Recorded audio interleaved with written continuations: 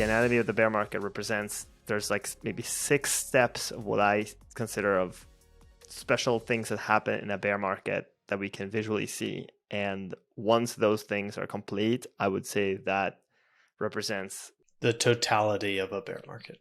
Yeah, of a bear market, correct. So the first thing that usually happens in a bear market happened in 2000, 2001, is the unprofitable company collapse. So this means that companies that were unprofitable for some sort of reason, they usually collapse first. Usually they come in with a high valuations, there's high expectations, there's optimism, and suddenly that gets reversed. Usually it kind of coincides with, I would say, household expectations, like the consumer sentiment survey. There's a lot of sentiment in unprofitable companies. Prices and sentiment go together, and specifically, you don't have much to rely on in unprofitable companies. They're growing fast. Maybe that's one thing you can rely on, but apart from that there isn't much else. So here we have 3 examples of a company and then 1 fund. The fund, let's start by saying that's ARK. It's notorious for having unprofitable tech inside it, and it's fallen from grace. So there it is. It's down basically in 1 year, 61%. Then we have Snowflake, which is actually one of the better companies in this list.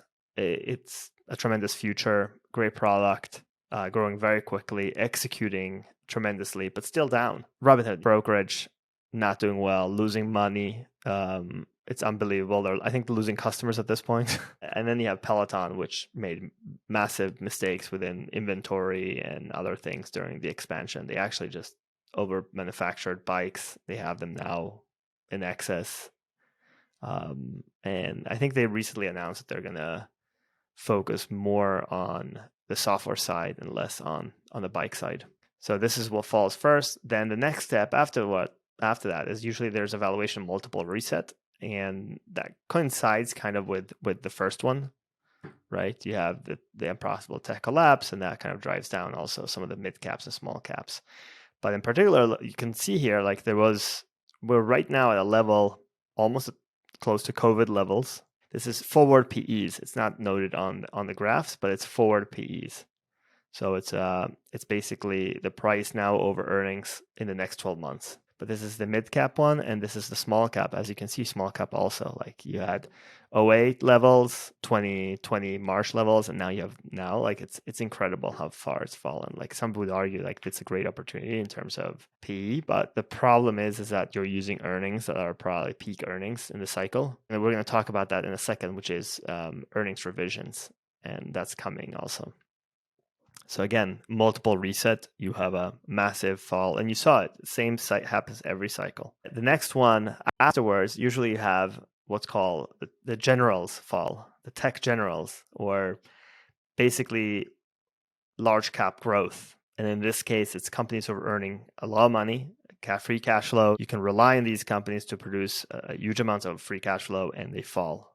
Netflix might be actually the poster boy for not having a lot of free cash flow, but Google, Amazon, Meta, and PayPal, they're all generating a lot of free cash flow, and they've fallen pretty quickly. So just on a time frame note, this is year to date, right? And this is well after the 1 year time frame that we're showing with the unprofitable company collapse at step 1. So at least this part of at least in the theoretical framework that we're presenting here, this is definitely a one after the other type of thing, right? Like you can count on an unprofitable company share price falling compared to market leaders, you might call them. And you can see like Netflix actually, it fell twice, I would say.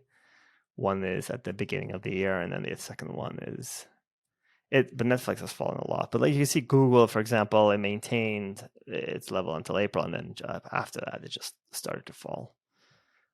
Same with Amazon, but Amazon also has been falling for a while. What happens is large cap tends to fall later. There's just more support for the companies in both in a technical sense, there's more demand for their stocks, but also at the same time, there's again, reliance on the free cash flow they can generate.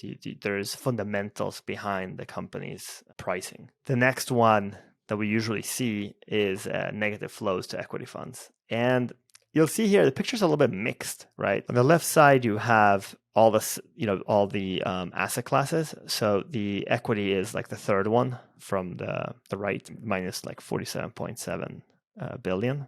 Money markets falling further, and fixed income, believe it or not, has been crushed in this rate increasing environment. And then you have on the right side of the graph here, large value and large blend still capturing inflows into mutual funds and ETFs, but you have growth kind of falling flows, and most of the other areas of the market, except for mid cap blend, getting flows, but most other ones, people are just selling out of these funds. And the net result of the right side is the brown on the left side, right? It's a net outflow in a pretty big way. Yeah, it should be. Okay, so people stop putting money into equity funds. Yeah, they're taking out money from equity funds. Mm-hmm. Not only do they stop putting it in, but on a net basis, they sell, yeah. They take it out. Where are they putting it in? It's like weird, right? Miscellaneous. I don't know what that refers to. And then alternatives. There's two more steps. One is negative earnings revision. And this usually comes in, I would say, at the later part of the bear market. Companies are doing really well at the beginning. They're finishing up, acquiring. I guess they're growing. At some point, stuff hits the fan. And they realize that their projections are a little bit out of sync with the general economic conditions, and so what they do is they report earnings, and at the same time, these tech companies in their calls with analysts, they say, well, that guidance we gave at the beginning of the year, we're not going to be able to meet it. So they start to issue new guidance for analysts to actually put in their models and start to reprice their stocks. So usually what I say is like that this is the beginning of the second leg down. Not it obviously, if the market always tries to preempt things, this is at least widely known now. So unless there's a surprise of the surprise, let me put it that way, like the market already knows there's going to be earnings revisions at this point. So the question is, how bad are those earnings revisions? The market believes that the earnings revisions will be really bad, and they turn out to be okay. The stock market goes up because it's all about expectations. And we talked about this. Remember, I think you mentioned the expectations investing in a previous episode. And Q2 was a big quarter this year for negative expectations revisions, right? Hey, 6 months ago, we thought everything was hunky-dory. Things don't look as good. We're flagging this. Many of these happened in Q2 of 2022, which gave the market time to absorb and sell. A lot of selling happened as a result of this. Do you remember, I think Q1 is when Netflix announced that they had, or no, it was Q2. It was like a couple of weeks ago, right? That Netflix announced they had lost subscribers. They lost like 1 million or 2 million, and the market's like, woof, we thought they were going to lose like 10 or 15, and then Netflix just shot up. So you have this kind of game playing on in the market, and where bad news is good news at some point. It's like how bad news is good news. Yeah. The last step is actually all sectors capitulating, right? So what that means is all sectors start to fall in unison, right? And I think we got that at the beginning or middle of June, where you had energy deviating from every sector out there. This is performance of the sectors since the beginning of the year. Most of them are coming down slowly. You have consumer technology performing very poorly. You still have utilities, energy doing very well. The rest are actually losing money. But there was a point in June where energy started to fall, and it truly fell a lot. Like if you were up 70%, almost 70% for the year, and then suddenly you were only up like 25% for the year, it's a big drop for the energy. Now you're back up. It seems to me that either this is a fake rally and we have more to the downside, or this could be the end of the bear market. Even though maybe we're missing one of the, like you just went through this and you gave examples of each one of these things happening so far in 2022, right? If we're evaluating our current market, maybe there's an argument to say like, all right, we haven't had every sector like totally capitulate. Energy's down some, but it's still, year to date, it's up pretty well. Yeah. Is it still fair to say that today we're in a bear market? I would say we're still in this is my opinion. I think we're still in it. I think it'll take a little bit did longer. we actually, not today are we in one? Did we experience one? We did experience one. Yep.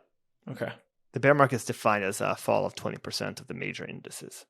So we did fall, then recover, and now we're pretty much back. We're recovered from that 20%. Now the question is, what does a typical bear market look like in time-wise? Well, the typical one, I researched this in the past, right? There's been 12 bear markets with this one included. Bear markets are defined as 20% drop over value. The median bear market, so data from the previous 11 bear markets, because we don't know when this one ends. But after the first 20% drop, so let's say you drop 20%, how much further do we have going down? And the median is 117 days. But it's tricky because it's not like, it's like a simple median. No, a quarter of them were pretty short and sweet. So quick and fast, you drop 20%, then back up, right? There's a couple of other ones in the middle, but most of them were like slow, long grinding downwards. Some of them lasted like almost, 2 years. Unfortunately, you have the 2000 to 2002 bear market that lasted 2 years. You had the 1946 to 49 one that lasted 2 years. You had the 73 to 75. That one was short, but then the market didn't go up until like much later, 75, I think. So you had it recovered, but it hovered around. So some of them are painful. And they last much longer than the short one. Statistically speaking, it just looks like this could be a slow grind, and you have fake rallies in the middle of it. That said, after 20% decline, the median 2-year return is 33% versus normally it's 17%. So statistically speaking, after it falls 20%, investing money is a profitable venture. I don't know if we're completely capitulated. I feel like it's an ongoing process right now. Another interesting fact that I researched in my letter is that, and this is totally independent, but do you know that consumer price index from 1973 to 1983 averaged above 6%? 10 years of 6% or higher? That's compounding, dude. That's CAGR. Yeah, but it's consumer price index. Like the value of the dollar just fell off the cliff there. Good stuff. I like it. We were quite close to hitting all your check boxes for a real bear market, but it's safe to say that we have experienced one in 2022. Yeah, completely.